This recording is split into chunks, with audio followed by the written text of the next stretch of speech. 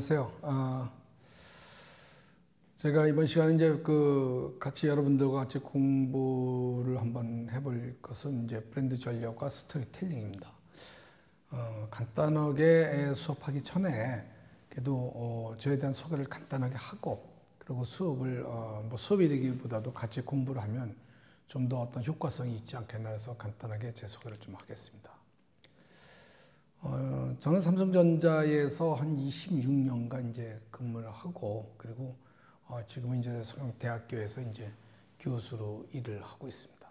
거기 보면 이제 제 이메일 주소가 있는데, 혹시 여러분들 이제 수업을 듣고 뭔가 또 좀 더 알고 싶다든가 뭔가 궁금한 게 있고 그러면은 그 이메일 주소로다가 연락을 주시면은, 앞서 내가 수업할 때도 그 얘기를 못했는데 어쨌든 간에 주면은 제가 성실히 같이 공유할 수 있도록 그렇게 하겠습니다. 그리고 지금 여기 저는 브랜드 협회, 그다음에 식경영학회, 그다음에 ES 식경영학회 이런 데서 자문위원 등등을 하고, 그다음 공기업들의 평가원, 공기업 평가원에서 이제 공기업들의 경영에 대한 평가위원으로서 일을 하고 있고, 그다음에 창업을 하기를 원하는 분들이 굉장히 많은데, 창업진흥원에서 중소기업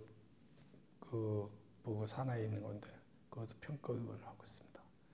그다음에 경영기술 역량이라든가 창업 교육론, 경영 실무 개론 그런 책을 좀 썼습니다. 저는 삼성에 있으면서 경영, 전략, 기획 이런 거 중심으로다가 일을 했고요. 그다음에 임원을 달고는 이제 마케팅 쪽에 그룹장을 맡으면서 있다가 이제 대학에 가서 지금은 학생들과 같이 공부하고 있습니다.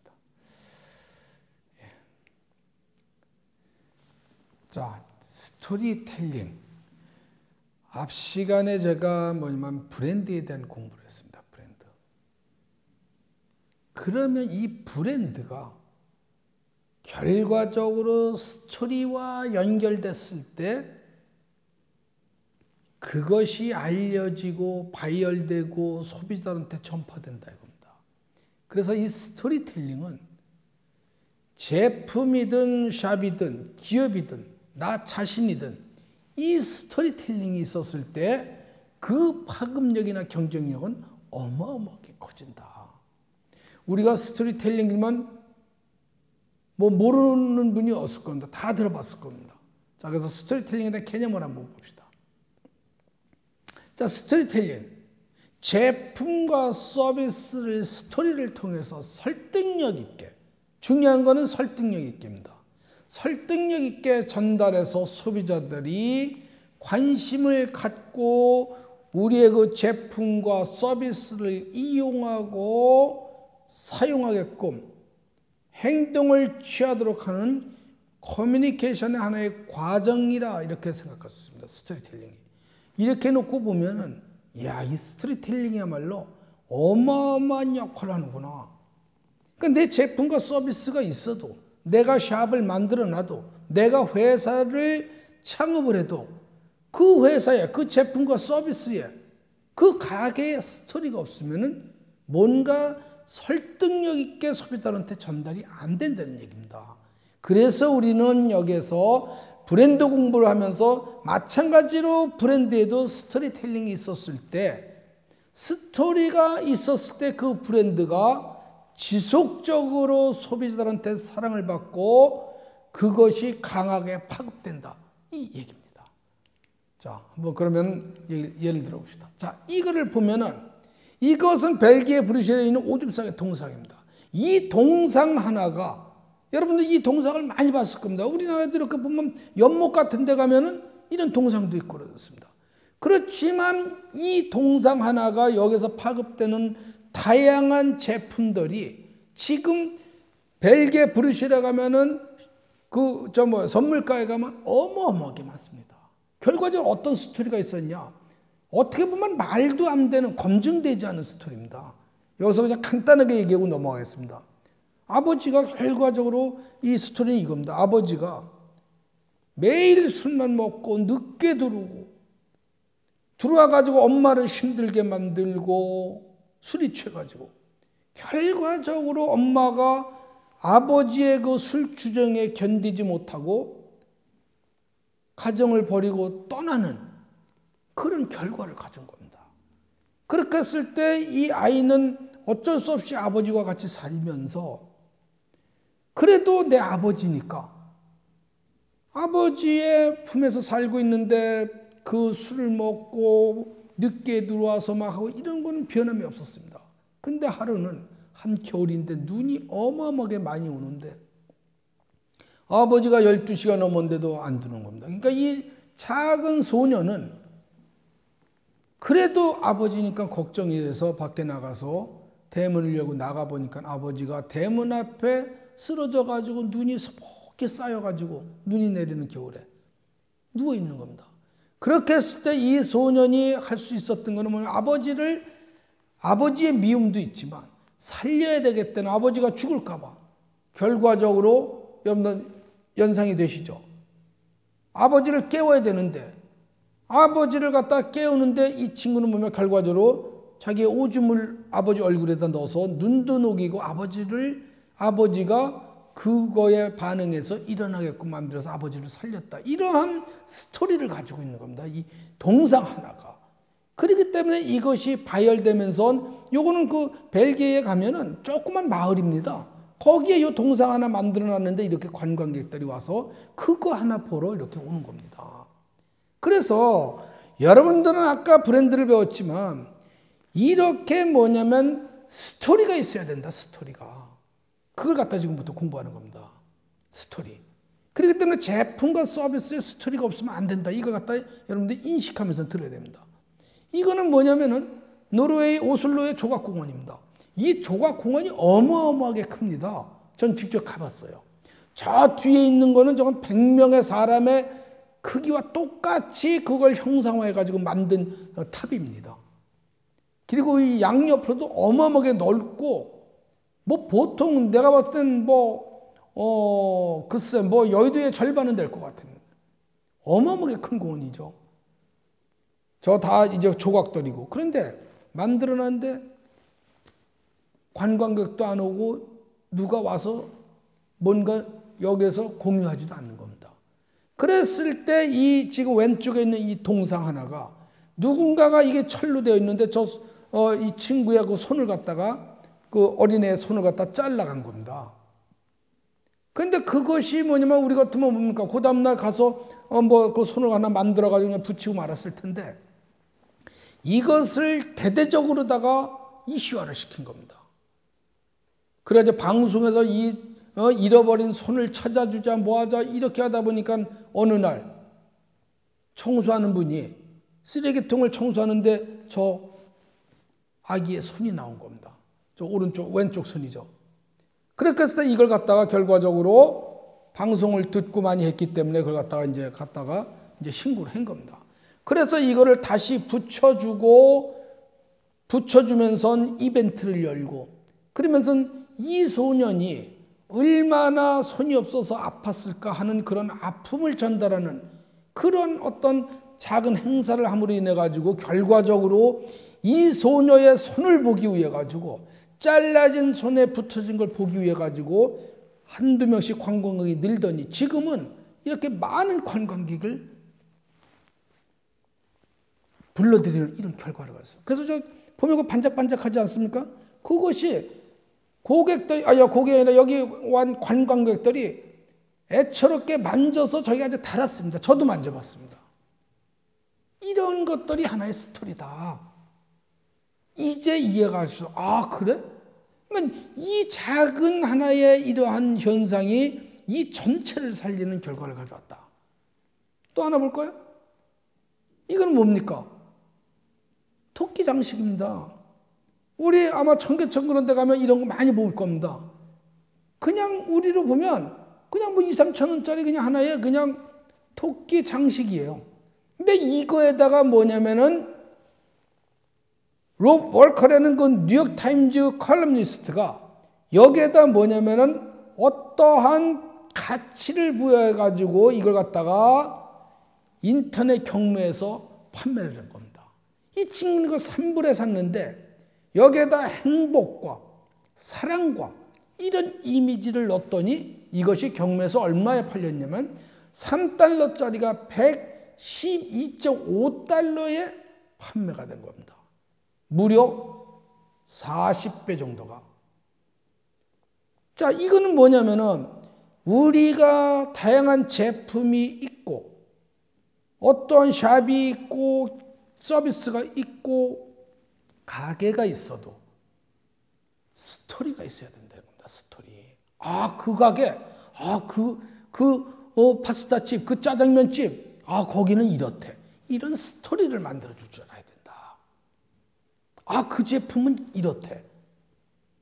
우리 여러분들 맛집 투어 많이 하지 않습니까? 근데 맛집 투어 하는데 그냥 아무런 스토리도 없이 갑니까? 아, 거기는 누가 왔다 갔대. 아, 거기는 뭐가 맛있대. 아, 거기는 가면은 이런 재미가 있대. 이런 스토리가 있기 때문에 우리는 그걸 찾아가는 겁니다.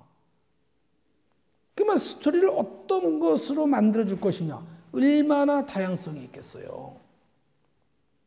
그러한 것들을 우리가 지금부터 공부하는 거다. 그래서 이렇게 이해를 합시다. 아, 내가 제품과 서비스가 있고, 아니면 내가 가게를 열었다, 내가 샵을 열었다, 뭐 음식점을 열었다, 미용실을 열었다. 예를 들어서 내가 창업을 했다. 이랬을 때 내가 어떠한 스토리를 거기다가 집어넣어 주냐에 따라서 그것이 발전과 미래성과 파급력이 어마어마하게 달라진다. 이렇게 생각하셔야 한다.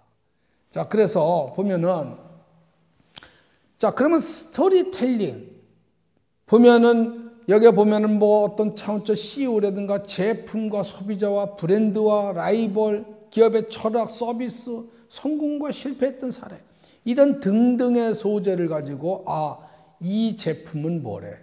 그 가게는 뭐래? 그 사람은 뭐래? 그 기업은 뭐다? 이런 것들을 만들어줘야 합니다. 그렇기 때문에 여러분들 지금 예를 들어가지고 내가 지금 직접 뭔가 샵을 운영하시는 분도 있을 것이고, 가게를 운영하는 분도 있고, 기업을 운영하는 분도 있고, 뭔가 제품을 갖다가 뭐 개발해서 뭐 판매하시는 분도 있고, 여러 가지가 있을 겁니다. 그렇게 했을 때 그 제품에 어떤 스토리가 있느냐를 갖다가 고민해 주셔야 된다 이겁니다. 고민. 그렇게 됐을 때 그러한 것들이 지속성을 가지고 미래성을 가지고 봐야 된다. 그래서 스토리텔링은 뭐냐? 구체적이고 쉽게 기억되고 흥미가 있어야 되고, 감동을 제공하고 강한 파급력이 있어야 되고, 감동적이면서 뭔가 충격적이고 미래 역사까지 창출할 수 있는 그러한 스토리를 만들어야 된다. 그래서 여러분들의 그 어떤 제품의 특성에 따라서, 가게의 특성에 따라서, 샵의 특성에 따라서, 기업의 업종의 특성에 따라서 이런 걸 만들어야 된다. 그걸 갖다가 얘기를 하는 겁니다. 그래서 스토리텔링의 성공 조건은 오래 기억되게 만들어야 돼요. 아, 스토리를 만들랬더니 뭐 길게 해가지고 무슨 얘기인지 기억하기도 안 되고 너무 어렵고 재미도 없게 이렇게 하면 안 된다 이겁니다. 오래 기억되게 만들고 재미있고 흥미가 있어야 되고 파급력이 있어야 되고, 그것이 그 스토리는 감동을 제공하고 쉽게 인지되도록 만들어준다. 뭐를? 스토리를 텔링이 성공하려면. 이제 여러분들 스스로 지금 감이 올 겁니다. 아, 그래. 야, 그래. 우리 가게는 지금 밖에서 우리 레스토랑은 뭐라고 생각하고 있는 건가? 야, 그 레스토랑 가서 뭐 먹자 그랬을 때, 야, 거기는 이렇대. 뭐 사장이 이렇대. 제품이 이렇대. 맛이 이렇대. 셰프가 이렇대. 뭔가 스토리가 있어야 된다 이거지. 그런 것들이 스토리텔링이다. 이렇게 이해를 하십니다. 자, 그래서 여러분들이 이제는 그래. 내가 이제는 내가 가지고 있는 제품이나 또 나 자신 그런 거 있죠. 본인의 스토리는 뭐냐? 요즘 자신에 대한 스토리도 지금 여러분들 스스로 생각해보세요. 나라는 홍길동은 뭐다?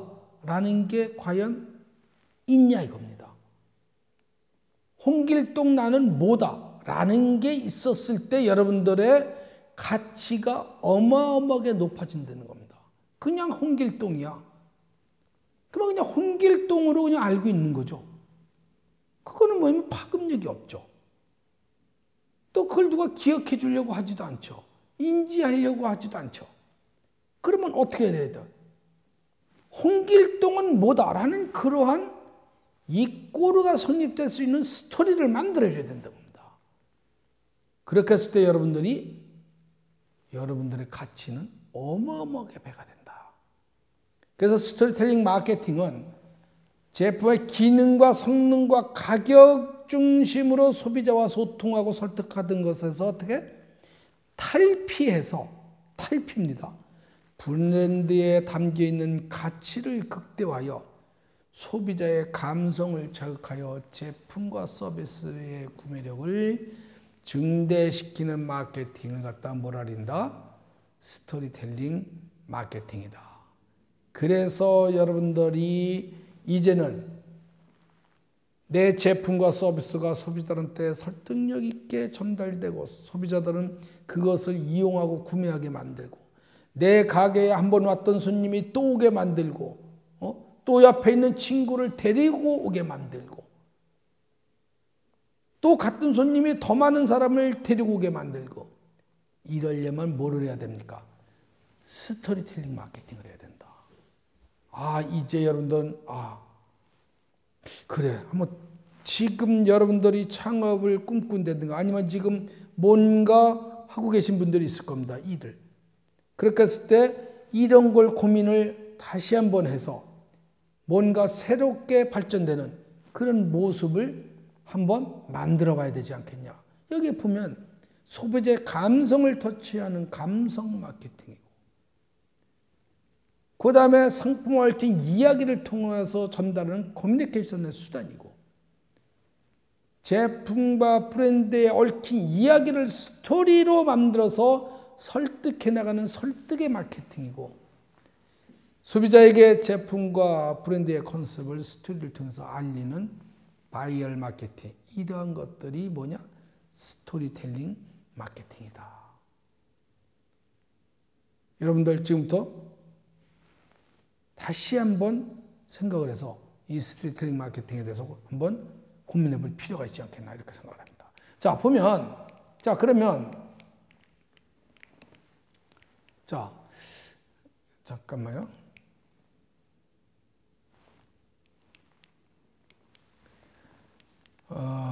그러면 스토리텔링 마케팅이었는데 거기에서 그러면 마케팅이 뭐냐? 마케팅.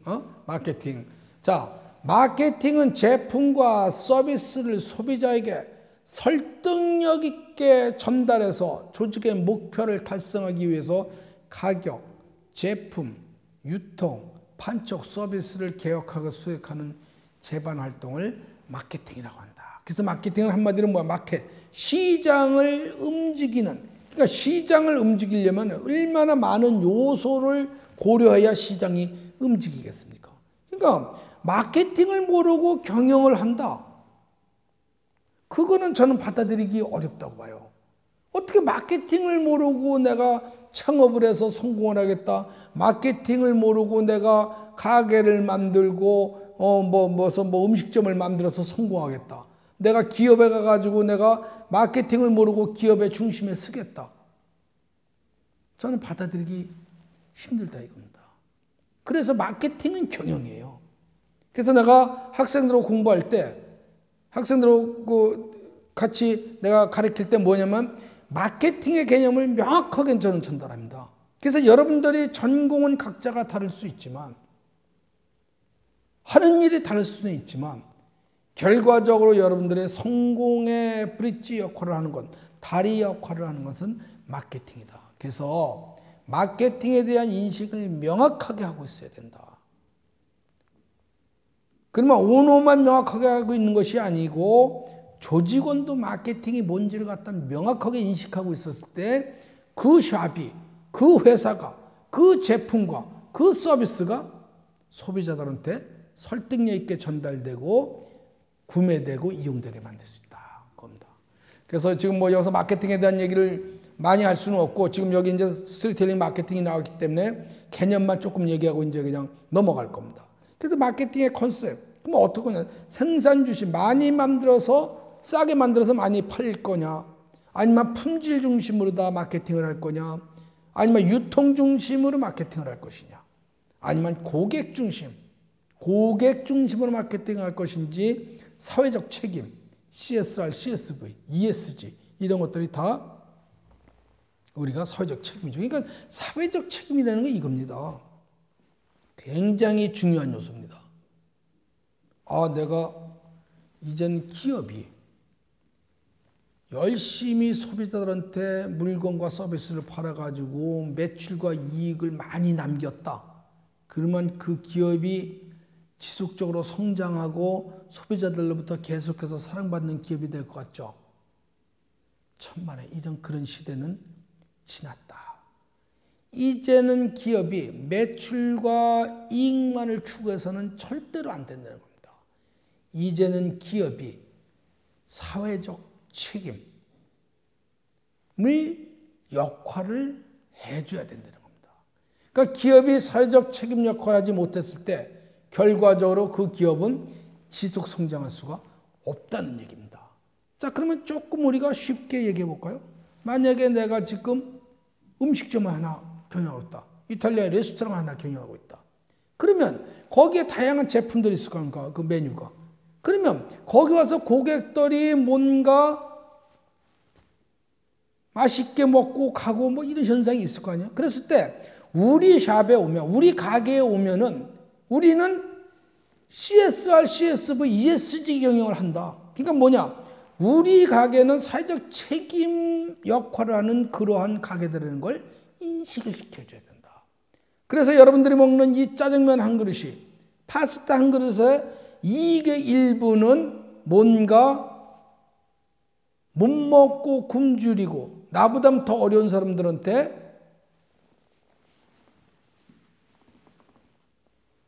같이 나눠진다는 그러한 것을 갖다가 스토리를 만들어줘야 된다는 겁니다.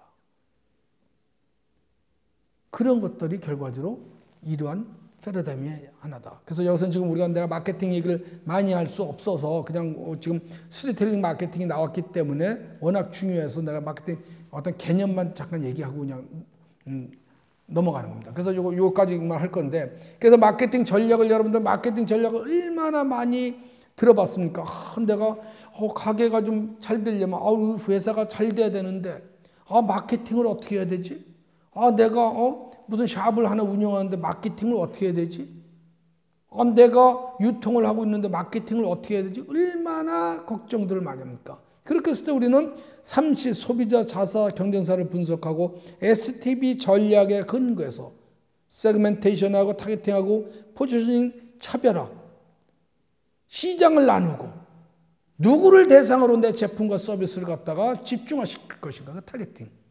그 다음에 소비자들한테 긍정적, 우리 제품과 서비스가 긍정적 이미지를 갖도록 하고, 우리의 가게가 긍정적 이미지를 갖도록 하고, 우리의 기업이, 우리의 회사가 긍정적 이미지를 갖도록 하는 거, 이런 것이 포지셔닝 전략이다.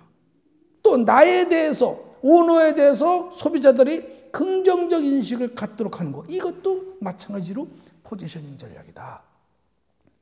그러니까 이런 전략을 어떻게 수립해 나갈 것이냐, 그 다음에 경쟁사와 어떻게 차별할 것이냐.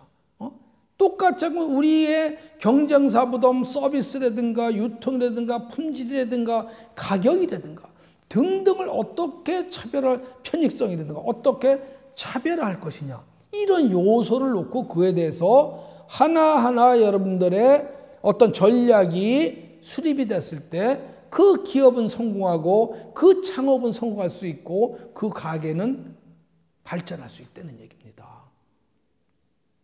그래서 이런 것의 근거, 그리고 이것이 뭔가 더 발전되게 하기 위해서 마케팅 믹스, 가격 전략, 유통 전략, 촉진 전략, 서비스 전략, 제품 전략을 어떻게 수립할 것인지가 나와줘야 된다. 이것이 하나의 기본적인 ABC다. 마케팅 전략을 할 때. 물론 왼쪽에 마케팅 조사가 있어야 되고 오른쪽에 하나 더 넣는다면 뭐 이제 어떤 유형에 따른 어떤 마케팅 전략이 나와야 되겠죠. 이런 것들을 딱 하나로 만들어 놓고 거기에서 하나하나 고민하고 생각하고 전략을 수립해 나갔을 때 여러분들의 예를 들면은 어떤 제품과 서비스가 소비자들한테 전달되고 이용되고 구매될 수 있도록 할 수가 있고, 그 다음에 왔던 손님 또 오게 만들 수 있고, 또 다른 손님 데려오게 만들고,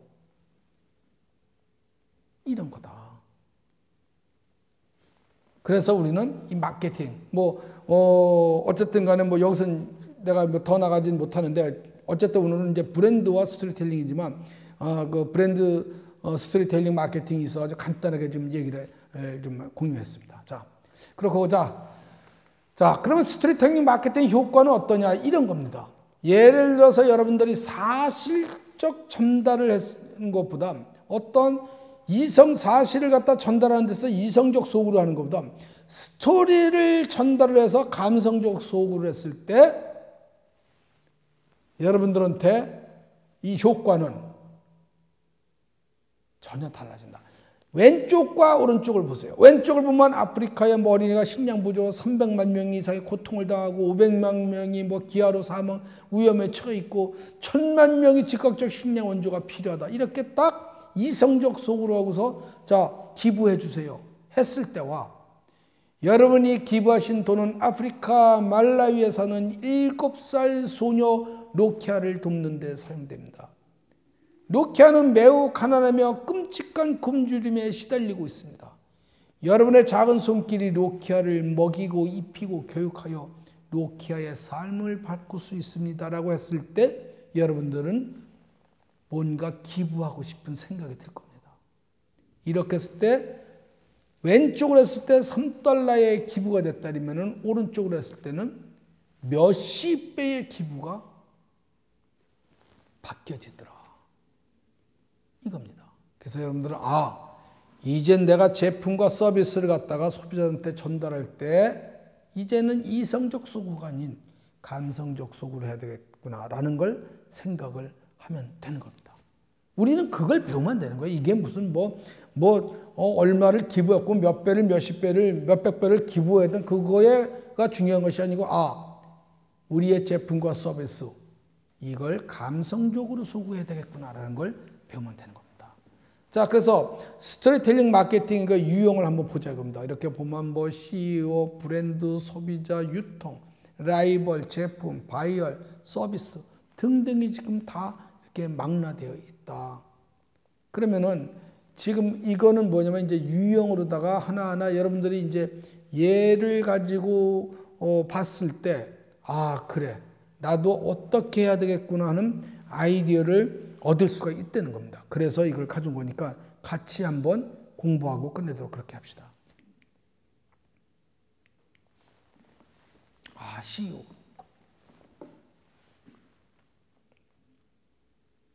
이봐 해봤어. 이거는 이제 우리 지금은 이제 작가신 우리 그 현대그룹의 창업주인 정주영 회장입니다. 하나 얘기하고 넘어가겠습니다. 이분은 어렸을 때 6살, 7살 때 강원도에서 나는 무슨 일이 있어도 서울에 가서 나는 성공하겠다. 나는 이 강원도역에서 나는 묻혀서 살지 않겠다. 이리고 이 친구는 뭐냐면은 이분은 서울로다가 아버지가 키워서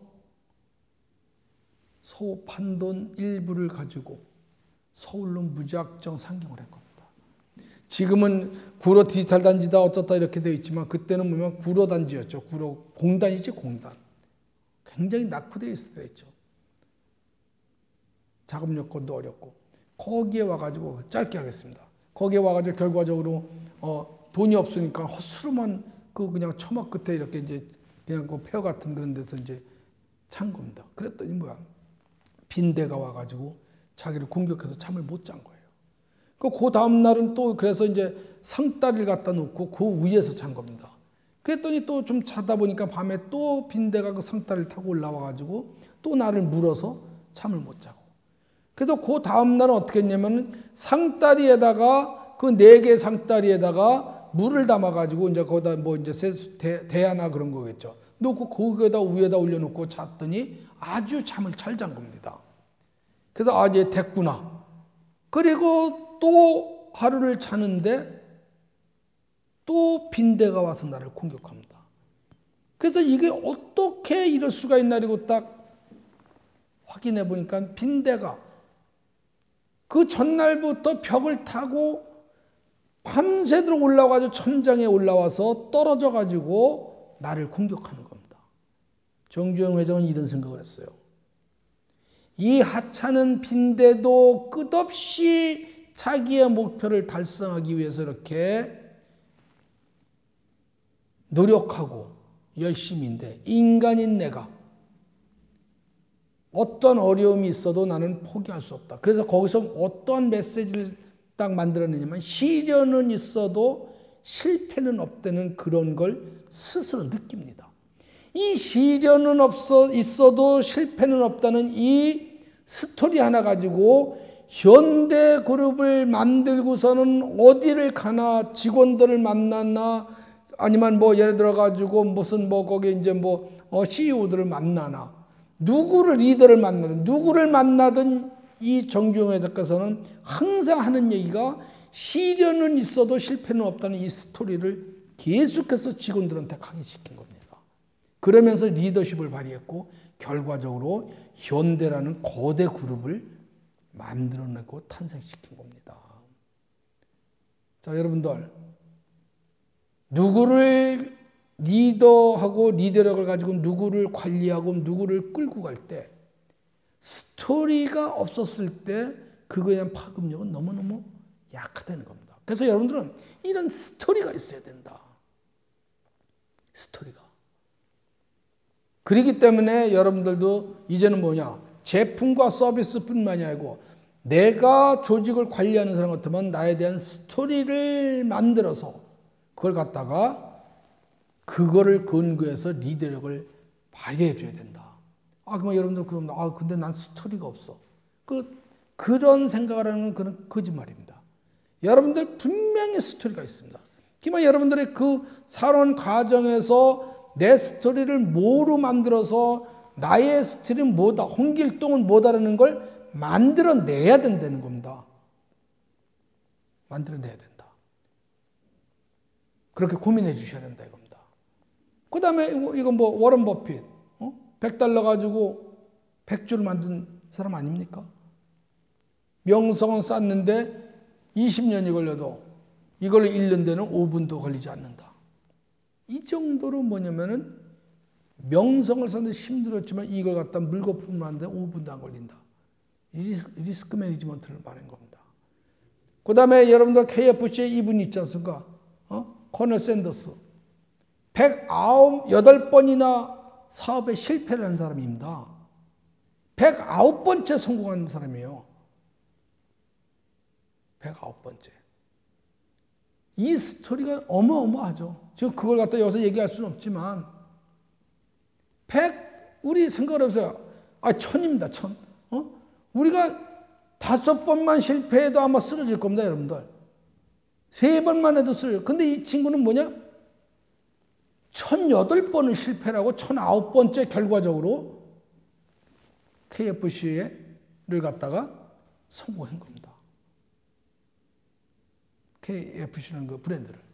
자, 그렇게 보시고. 그래서 자, 라이벌, 벤츠와 BMW, 휘텍스와 DHL은 자, 이렇게 했을 때 결과적으로 라이벌 스토리를 가지고 안정적 시장의 지배력을 확보해 놓은 그러한 하나의 이제 뭐 사례다. 그래서 라이벌을 만들어야 된다. 라이벌을 만들므로 인해 가지고 시장의 안정적 지배력을 확보할 수 있다. 그런 얘기입니다. 자, 그렇게 하고 그 다음에 자, 제품 스토리. 이거는 뭐냐면 에비앙이라는 물입니다. 물. 이거는 뭐냐면 스위스에 에비앙이라는 동네가 있습니다. 그랬을 때 거기에 뭐냐면은 그 한 70이 넘은 노부부가 거기에 이제 휴양을 온 거예요. 근데 그분들은 심장병을 앓고 있었던 거예요. 근데 심장병을 앓고 있는데 얼마나 그동안 약을 먹고 그랬겠습니까? 어쨌든 간에 여기에 와가지고 휴양을 하면서 몸이 좋아진 거예요. 다 낫고 돌아간 거예요. 그랬을 때 우리는 그냥 예를 들어가지고 아 그래 뭐 와서 휴양을 잘하고 그래서 이제 뭐 잘 치료하고 갔나 보다. 이렇게 끝나면 여기서 뭐 더 이상 할 얘기가 없는 거예요. 그렇지만 거기 있는 그 청년은 여기에 와서 그분들이 그렇게 뭔가 몸이 좋아져 가지고 완쾌가 돼서 갔다. 그렇게 했을 때 이 친구는 뭐냐면은 물이라는 키워드를 생각합니다. 그래서 그분들이 이 알프스에서 내려오는 이 물을 먹고 심장병을 고쳤다는 그런 스토리를 만듭니다. 스스로. 그래서 여기에 있는 물을 병에다 담아가지고 제품화해서 팔아야 되겠다는 그런 생각을 한 겁니다. 결과적으로 세계에서 가장 최초로 물 판매가 시작된 겁니다. 가격도 지금도 굉장히 비쌀 겁니다. 이래가지고 에비앙이라는 물이 탄생이 됐고 결과적으로 지금 우리가 먹고 있는 물들이 여기에서 파생돼서 이렇게 왔다. 그다음에 초창기에 이 친구는 심장병을 고쳐준 물이라는 스토리를 만들어서 그 제품에 그런 담긴 이야기를 만들어서 결과적으로 뭐냐? 구매로 연결시켜가지고 매출을 갖다 만들어내는 그런 겁니다. 그렇기 때문에 여러분들 지금 내가 다양한 사례를 얘기하고 있지 않습니까? 이거를 잘 이해해야 됩니다. 그냥 내가 여기서 뭐 그래 그럴 수도 있겠지 뭐. 그래서 뭐 어쩌다는 거야. 이렇게만 내 것이 하나도 없는 겁니다. 그래. 그러면 야 우리의 제품과 서비스, 우리의 뭐 샵은, 우리의 기업은, 우리의 가게는 이걸 어떻게 뭔가 스토리를 만들어야 되겠다. 이런 생각을 여러분들 스스로 해 주셔야 된다. 됐죠? 자, 그런 겁니다. 서비스. 모 기업이 인도 시장을 진출해야 되는데, 거기에 인도 인구가 뭐 10억이 넘지 않습니까? 그렇게 했을 때, 어떻게 접근해서, 그렇게 해가지고, 우리의 제품과 서비스가, 우리의 제품이 거기에 있는 그 소비자들한테 각인되고 이용되게 만들까 했을 때 찾아가는 서비스라는 겁니다. 찾아가는 서비스. 그래서 맹인이 TV가 고장났는데 알고 보니까 맹인 학교인 겁니다.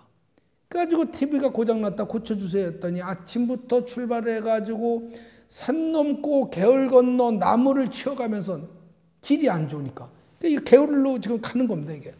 그래가지고 저녁에 도착된 거예요. 도착돼가지고 TV를 고쳐주고 봤더니 맹인 거, 앞을 못 보는 사람입니다. 근데 종을 치니까 애들이 우층에 있다 다 내려와가지고 맹이니까 TV를 못 볼 거 아닙니까?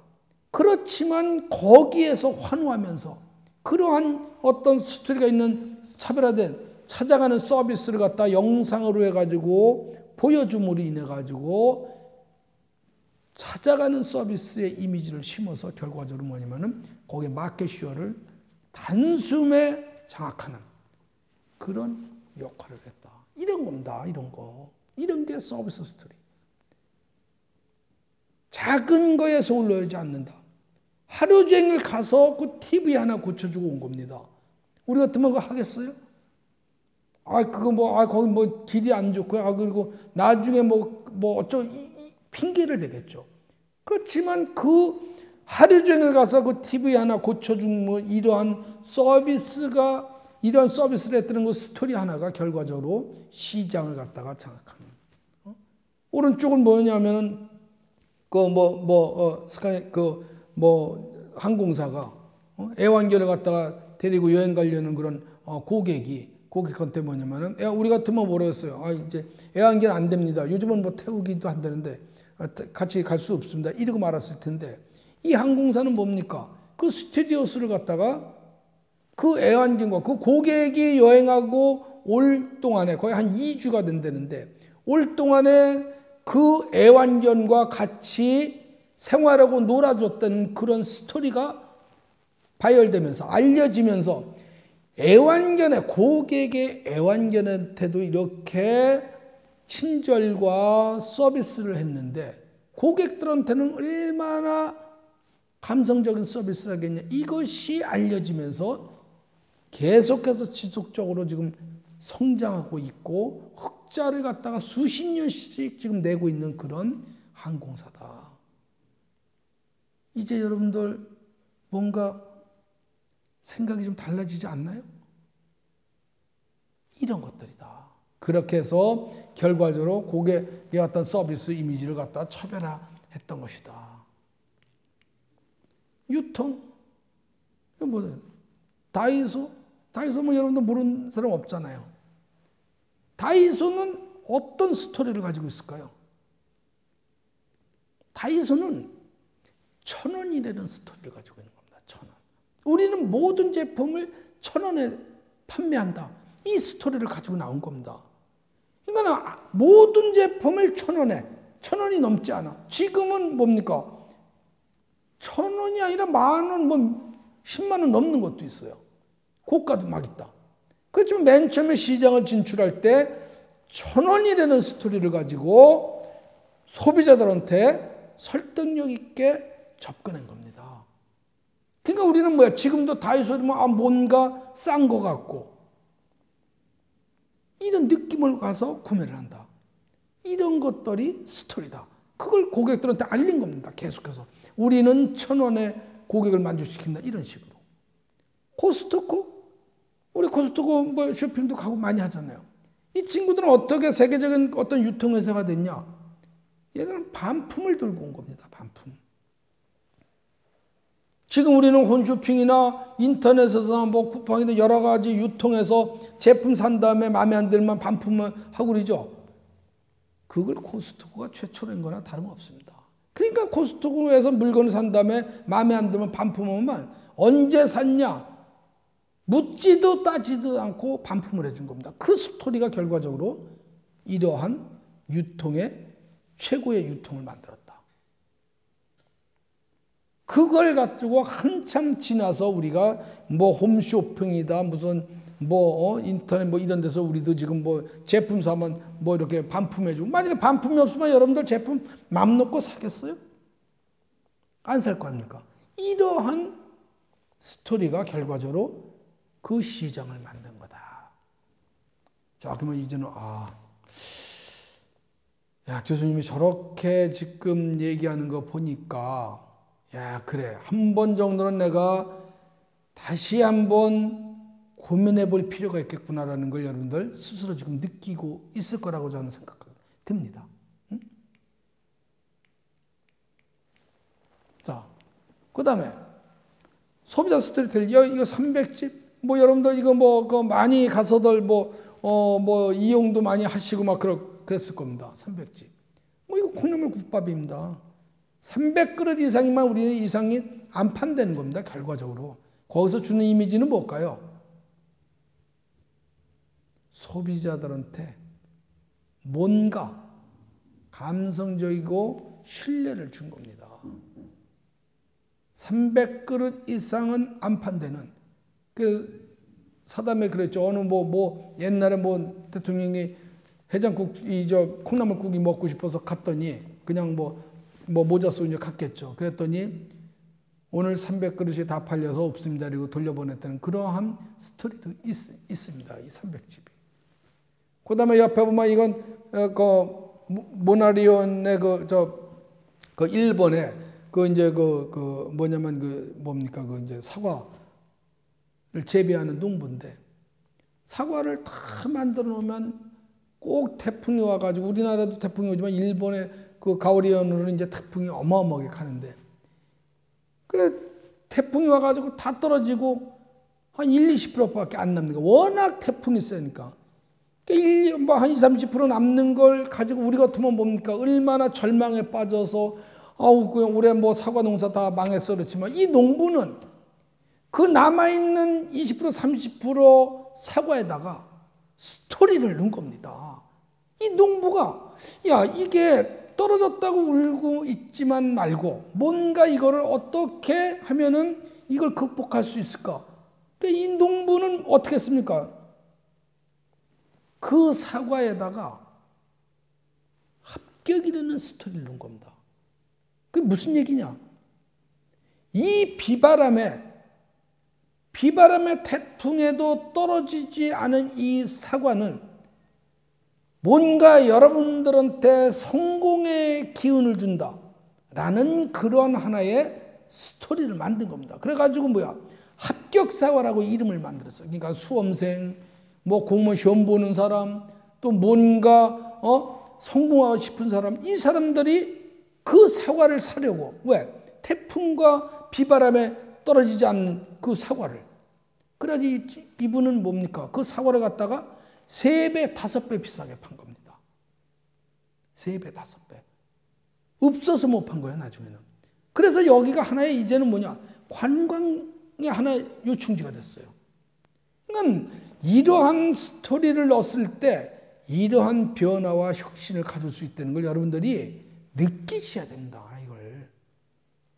그러니까 지금 어렵고 힘드신 분들은 많이 있겠지만 과연 이것을 시장 탓만하고 제품 탓만하고 환경 탓만할 것이냐, 아니면 내가 이러한 컨셉의 개념을 갖다가 도입을 해서 뭔가 발전시킬 수 있는 그런 거로 승화시킬 수는 없는가, 이런 걸 고민해 주셔야 되겠다, 이 생각을 합니다.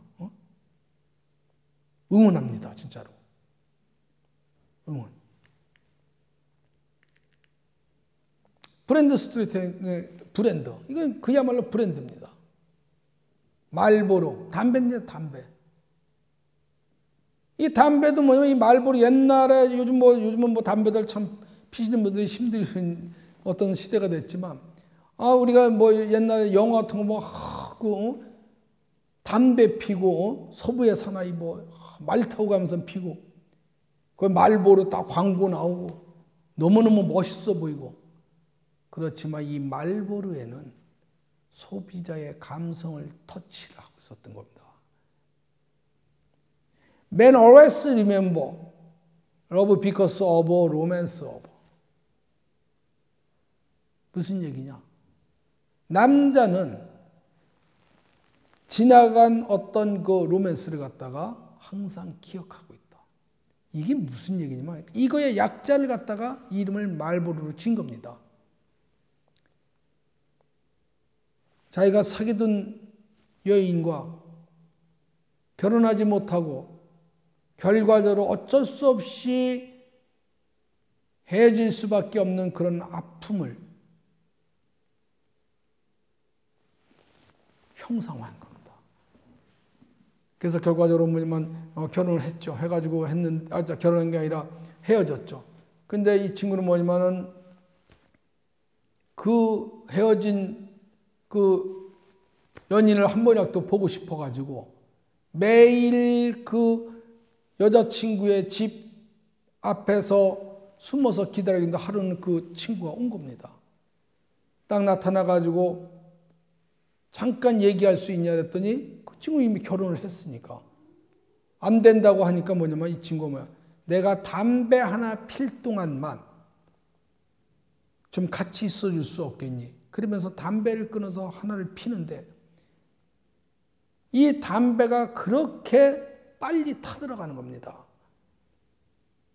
그래서 이 친구는 그 안타까움을 멀리하고 어쨌든 간에 다 피우고서 이제 헤어졌죠. 돌아오면서 이 담배가 나한테 주는 의미가 뭔가라는 고민을 하면서 말보로는 담배 이름을 네이밍해서 그거의 스토리를 만들어가지고 담배의 판매, 소비자한테 접근하게 된 겁니다. 결과적으로 말보로 하면 담배 피는 사람은 모르는 사람이 없잖아요. 이런 스토리가 있는 겁니다. 이런 것이 결과적으로 브랜드 스토리텔링이고 스토리텔링이 이렇게 중요하다는 걸 인식시켜 주는 겁니다.